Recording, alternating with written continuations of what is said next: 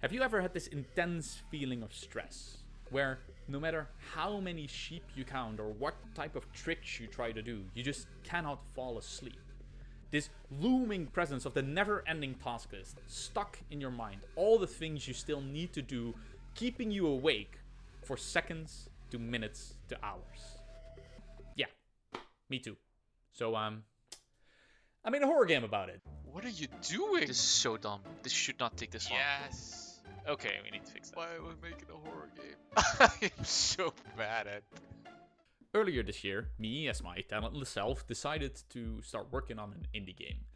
And so far, I didn't really have much to show for it. I showed my progress, and, you know, the visuals are still kind of crack, and the whole kind of core loop's not really that visible yet. But after these last few weeks, everything is really starting to come together. So the challenge I had was to finally add the horror to my game. And for that, I needed a monster. And adding a monster would prove, you know, difficult, as it always would. I scoured the internet for available models, and I ended up with this toothy little fella. Alright, this works. I tweaked him a little bit, and I wanted to make their teeth stand out in the darkness, so I found a way to make the teeth emit light, which gave this really cool effect. I'm very curious to know how this will look. The problem was, I wasn't really feeling it. Like, the type of monster that this was not the monster that I originally envisioned to be part of the game.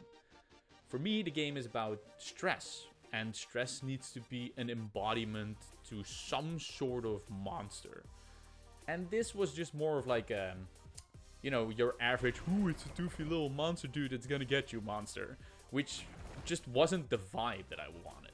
However, like I've been doing in most of the time working on this project, I ignored myself and I just cracked on with it. I started doing the So animations. that you can loop, pop, back and forth.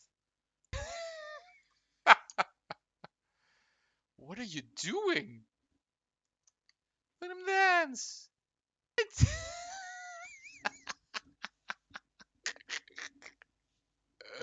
Dude, this is gold.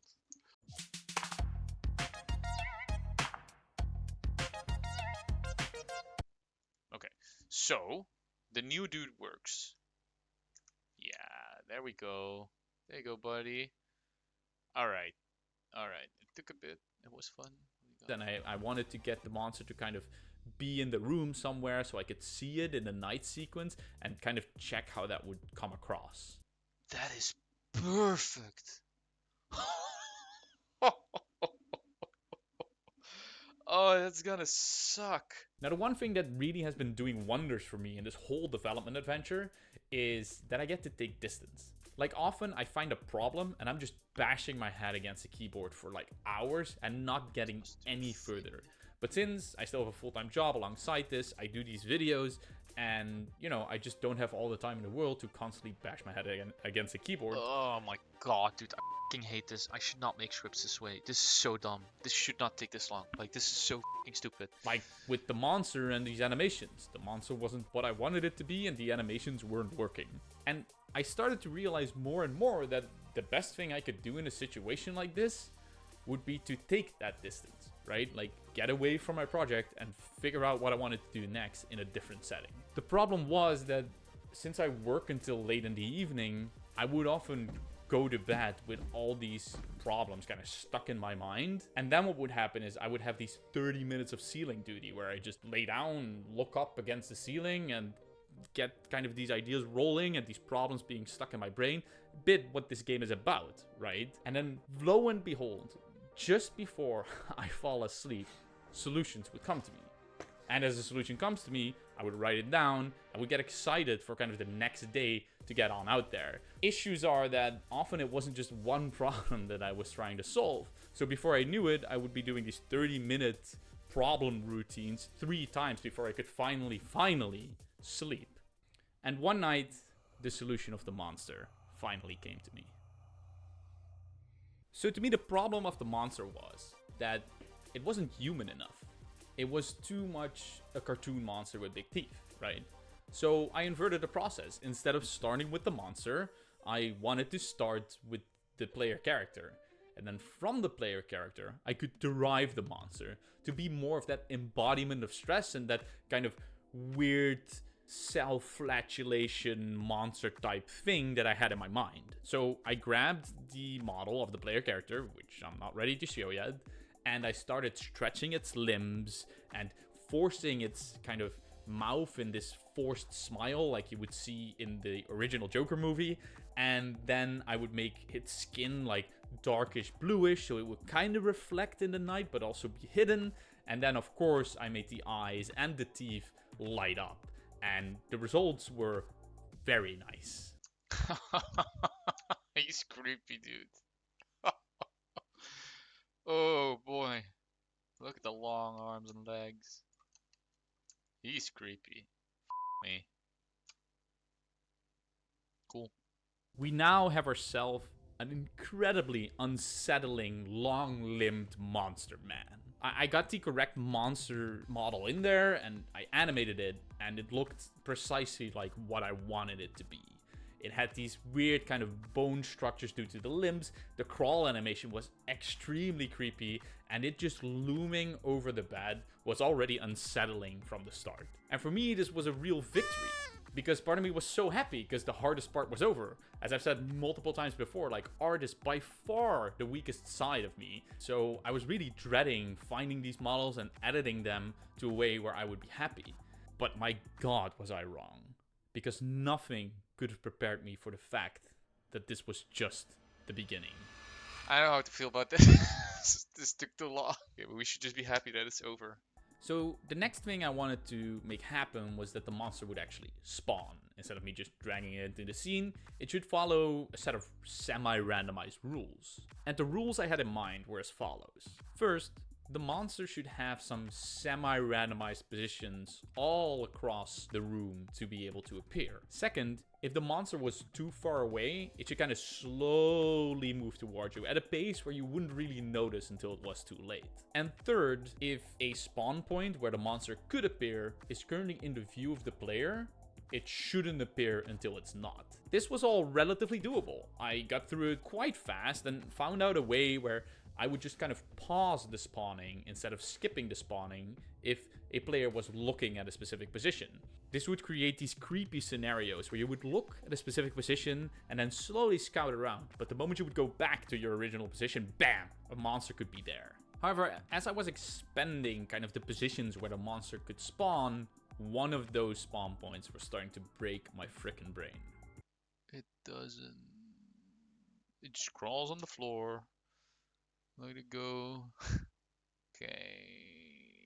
Okay, we need to fix that. I wanted the monsters to be able to crawl over the ceiling, right? Which should be relatively simple. You take a monster and you flip it upside down and voila, now it should be walking in your direction on the ceiling. Well, not really. For some freaking reason, it refused to invert itself. It would go into really weird positions. It would kind of switch between up and down really fast. I don't know what it's doing. Help me. But it just refused to go upside down over the ceiling for some reason. I fucking did it.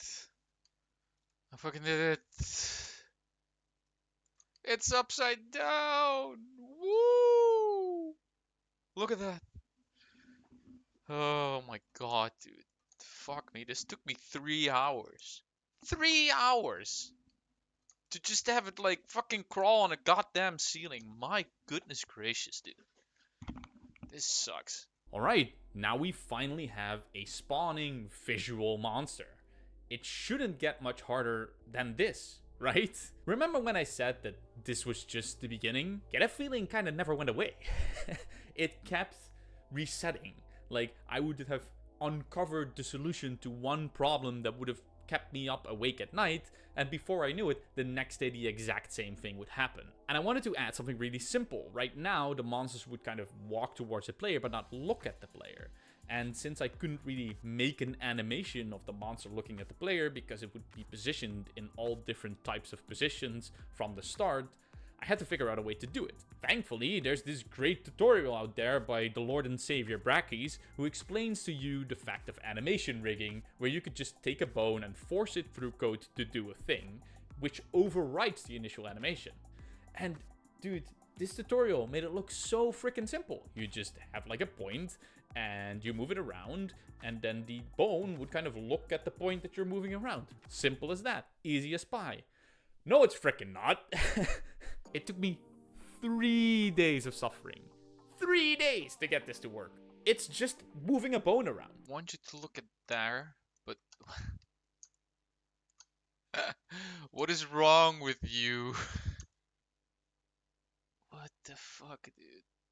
Wait, what are you looking at? Why are you looking there? Alright, it's working. What the f- Why are you looking there? What the Oh my god, dude, we were so close. This is breaking me so bad. It's been 2 days. It's been 2 fucking days. I can't. Like...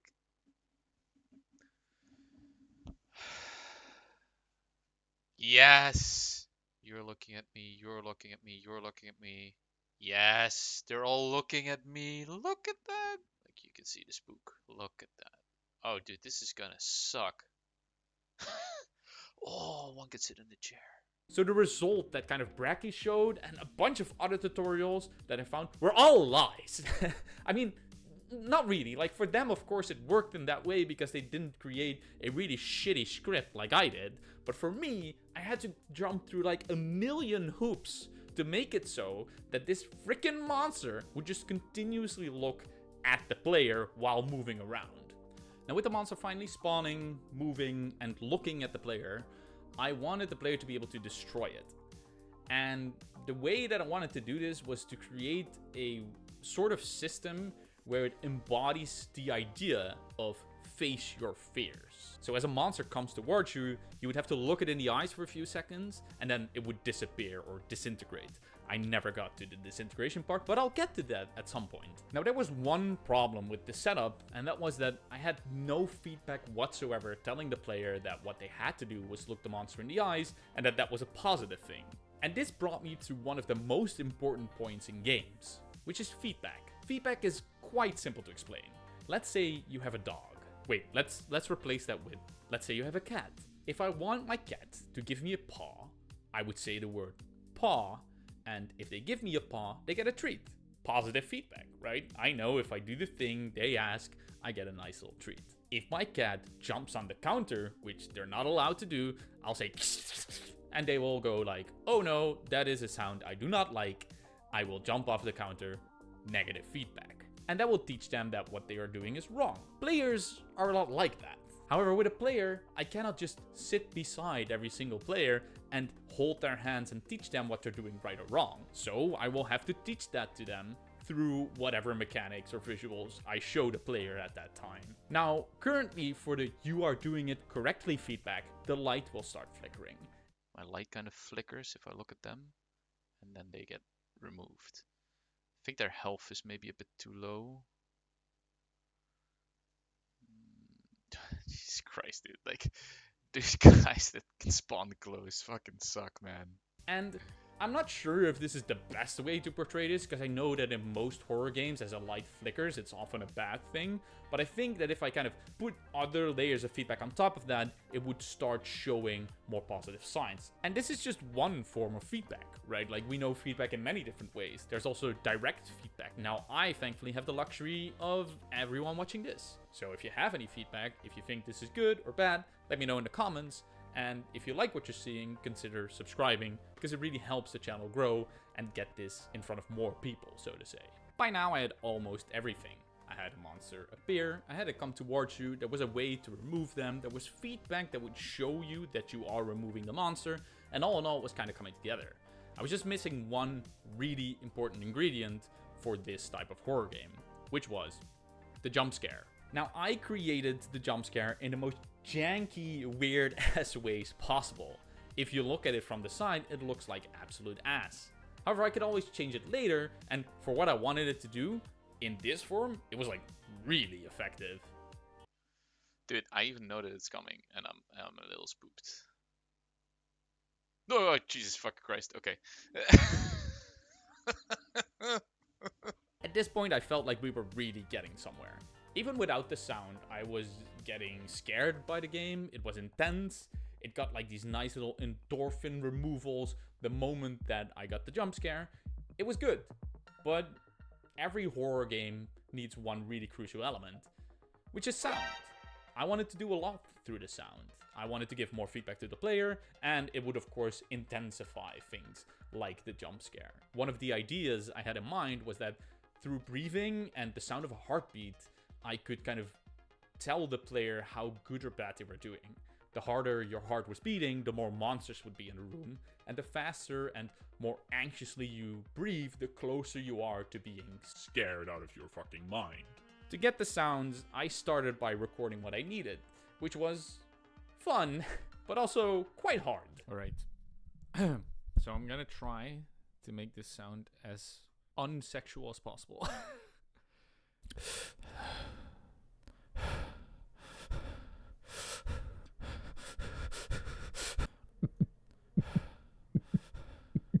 And then after recording all the sounds, there was just one more hurdle to overcome, and it would be adding it to Unity, which should be simple, because there's a button, add sound, and it gives a sound, you should be able to play it, right?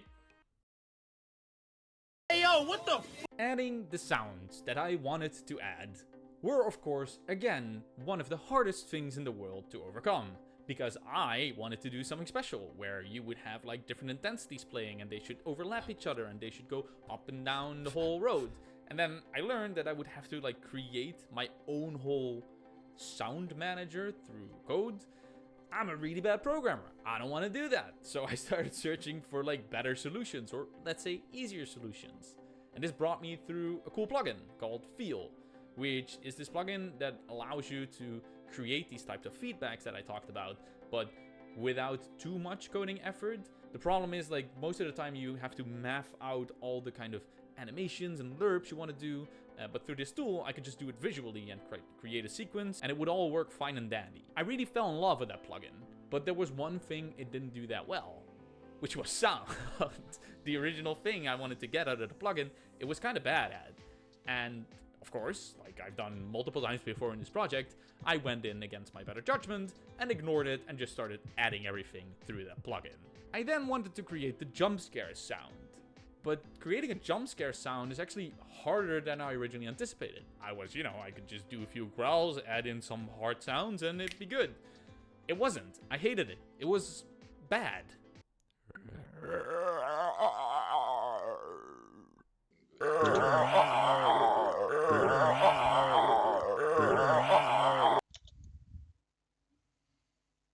I don't know about this one, boys. Do more. If I up the pitch by like 4. Do more.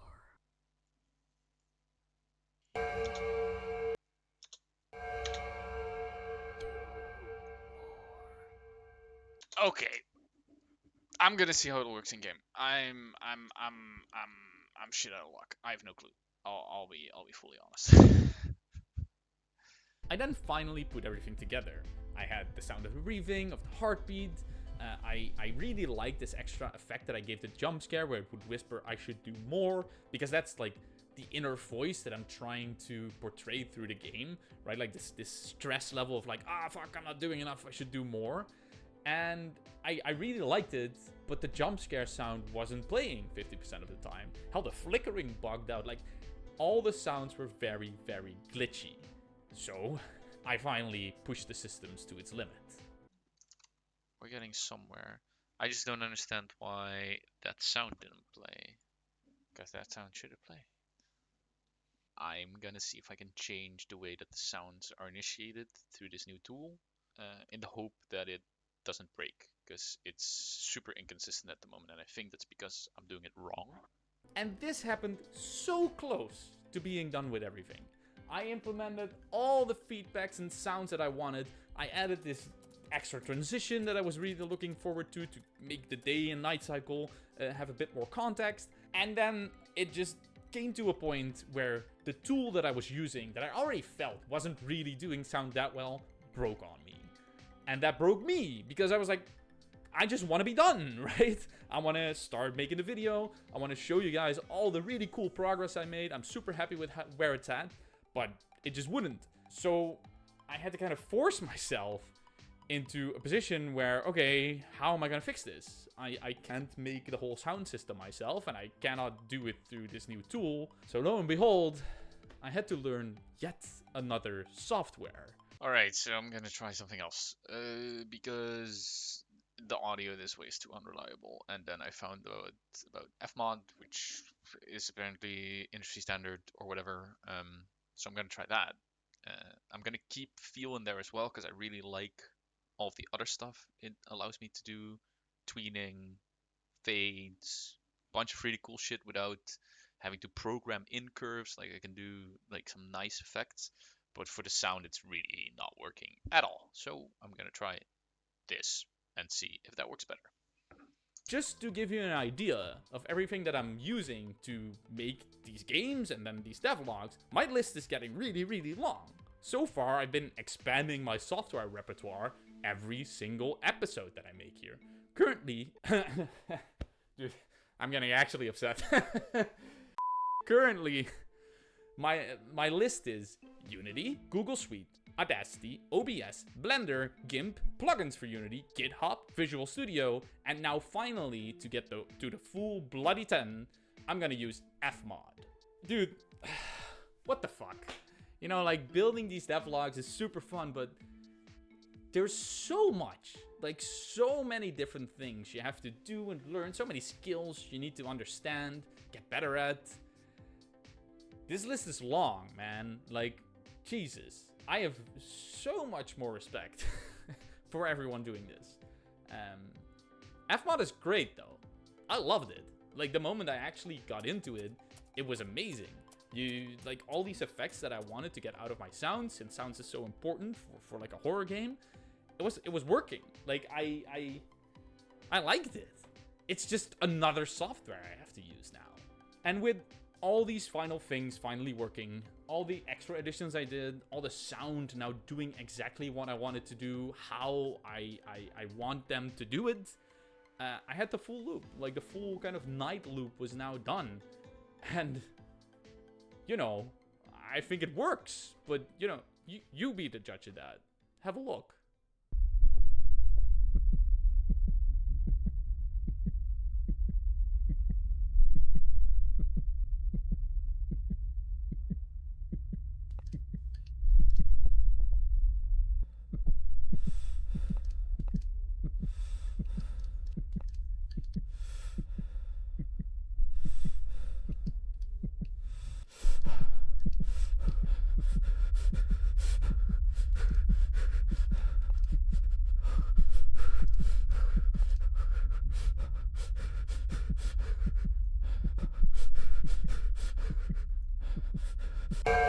Jesus fucking Christ, okay.